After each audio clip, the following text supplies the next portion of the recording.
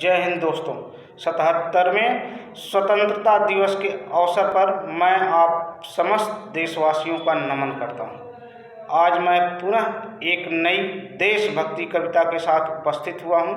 इस वीडियो में अंत तक जरूर बने रहिएगा।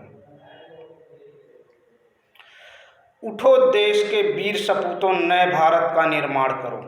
उठो देश के वीर सपूतों, नए भारत का निर्माण करो। भ्रष्टाचार की जंजीरों को तोड़ो, नया बिहान करो।